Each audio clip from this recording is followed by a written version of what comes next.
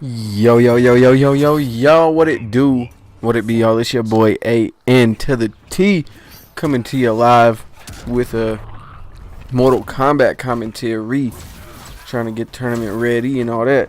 So, the last video I talked about in the whole outsider perspective on the War in Chiraq series, I pretty much covered the kind of the early days drill music, kind of before it started getting popular, kind of the front runners of it, who was some of the major players when drill music, the drill movement first started happening, and kind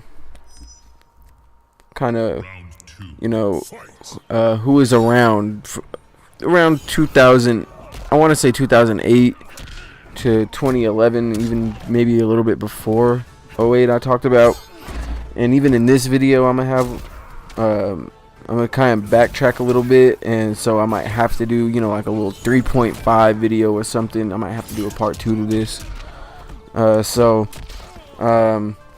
Like I said, last video I talked about the origins, mentioned some of the people who were killed between like 2008 2011, since, you know, a lot of those people who died during those early years, like before Chief Keef was coming up, they're still shouted out and disrespected alike to this day. So after Chief Keef blew up pretty much though and signed his deal, that's when all of the drama was really about to start kicking off. Not just between the main op sets, but between sets who were supposed to be allies. You know, within the 300 movement, you know, which was mainly a BD faction, Black Disciples, whatever. You know, they had sets like Lamron, TYMB was in there momentarily.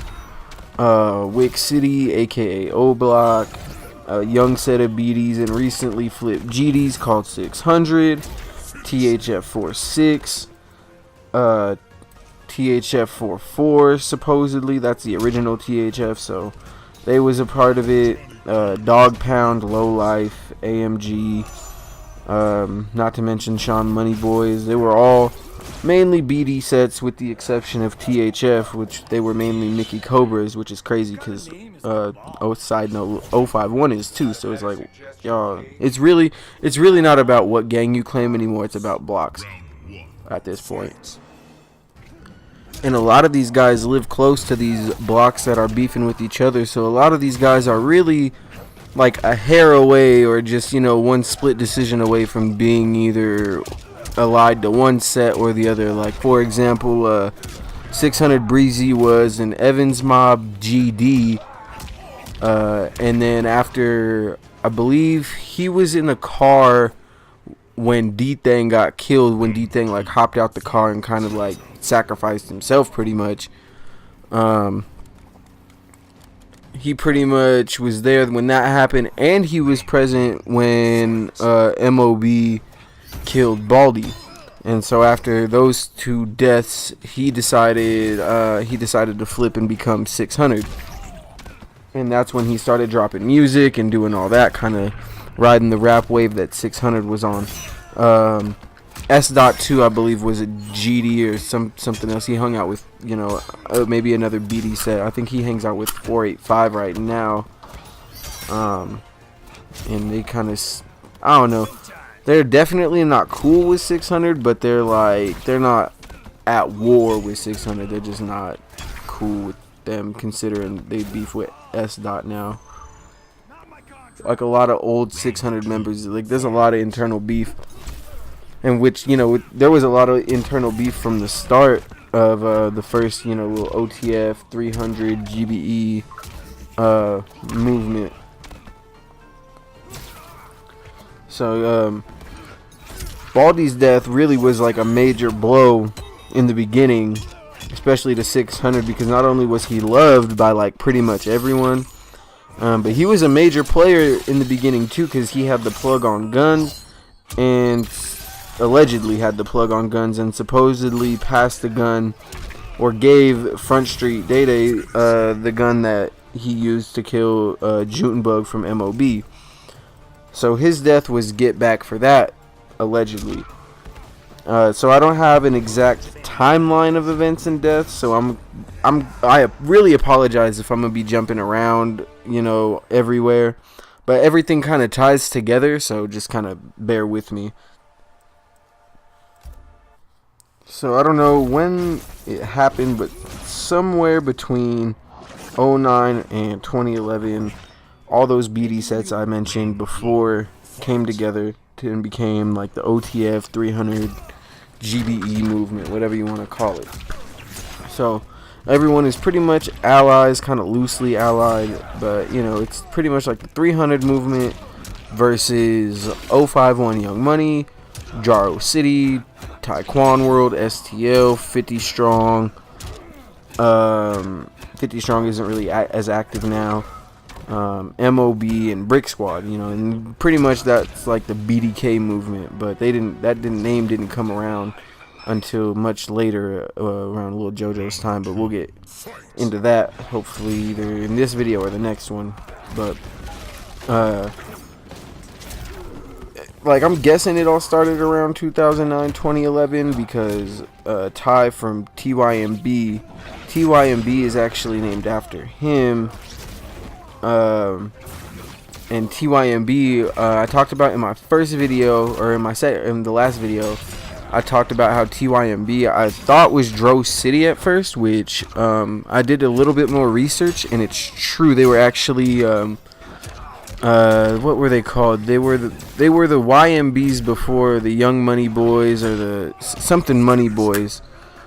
And after Ty was killed, they kind of just added the T to it, you know, TYMB. And STL pretty much made that block. And I talked about it in my last video as well. I think I fucked up and said Chicken from STL killed him, but actually it was C-Ball from STL who had killed Ty, and then TYMB in retaliation, since C-Ball was locked up, they killed Tuka. And so that was a major blow, obviously, to STL. But it was, I mean, that war was just beginning, really. Like, in an unrelated murder, Quint from THF was killed by 051 as get back for Zico, which escalated the 051 THF beef. You know, and you know, that was just the beginning of that war. So really, STL is still at war with TYMB for the most part, but they don't really live like, they live kind of far away from each other. I'm not, like I said, I don't know the Chicago geography, but I can only assume they don't live as close because they don't score on each other as much as, you know, STL and O Block, or STL and, you know, everybody else that lives around that area. Like, I think THF is closer to STL than TYMB is, actually. But STL kind of has family ties with THF, so they kind of stay out of each other's way. It's kind of interesting because of the whole FBG Duck relation to Raheem and all that. So they don't really beef with each other directly, and I might get into that in another video. But like I said, a lot of info. I'm trying to tie it all together, but so those two wars were starting right off the bat, and while everything was just starting to like materialize and get popping off, 600 lost Baldy, D-Thang, and Lil Steve, and all in 2011. And in between their murders in 2011, OD from Wick City was killed by KI from STL and MOB Scrap, with STL Butta as the driver.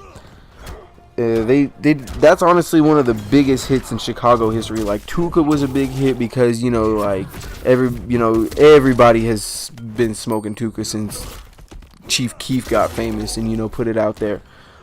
But arguably, I mean, STL made O Block. They could smoke Tuka all they want. They really didn't. They didn't score on that.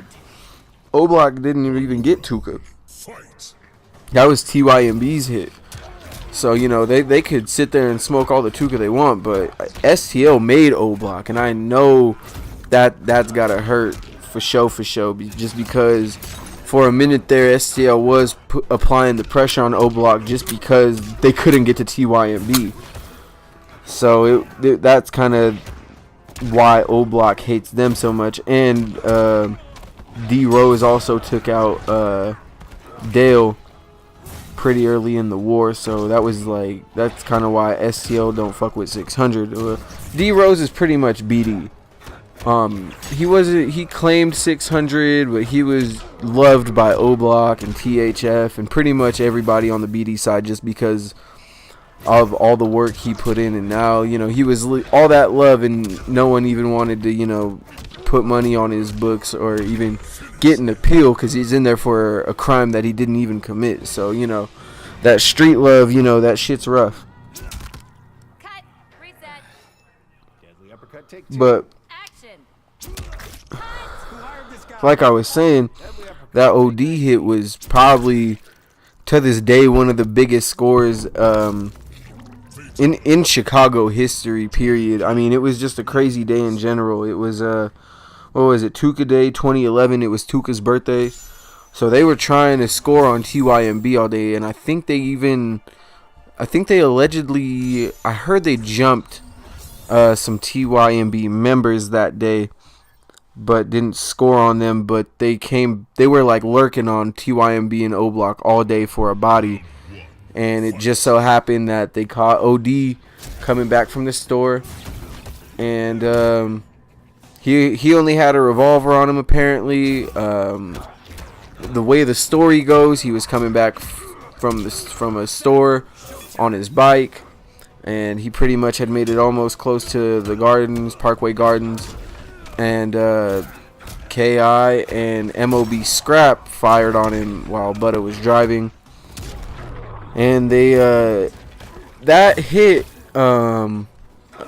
apparently caused some tension between Scrap and STL, because it was kind of like Scrap felt that he was the one that killed OD, and everybody was giving the credit to KI, which, you know, that's crazy as fuck, because it's like, bro, like, who cares really who killed her, like, or killed him. But you know, that's the mentality of these Chicago guys. They want that body on their record. They want that clout from killing somebody else. You know, it's crazy. So that he was kind of not fucking with STL, because they were, you know, taunting O Block, saying, you know, y'all let OD get killed by a girl, this and that. So I mean, he even on his Twitter, he was, you know, STLK, fuck STL, this and that, and his cousin was FBG Duck. You know, he was cousins with Duck, so it's like, what? So I mean, there was obvious tension there. If you're going to tweet that and you still got family, like, you know, and we've seen it in Chicago. Sometimes that gang shit runs deeper than family, and that's even crazy, even just to say. But to actually even do some shit like that, to do your own family dirty for your gang, like, that's the life they live. It's crazy though, you know. You know, not everybody's like that though, but you know, there's been instances, I want to say. But immediately after though, pretty much everyone, like I said, who was Wick City's ops began like taunting them for letting one of their members get killed by a girl, or, you know, that's pretty much when O Block was made. After the death of OD, and this video is pretty much almost done. I was whooping dudes with Johnny Cage. But yeah, see me on 3.5, y'all. Be safe out there. Don't get smoked. It's your boy A&T, the Elevated Gamer, aka the Above Average Gamer. Peace. I'm out.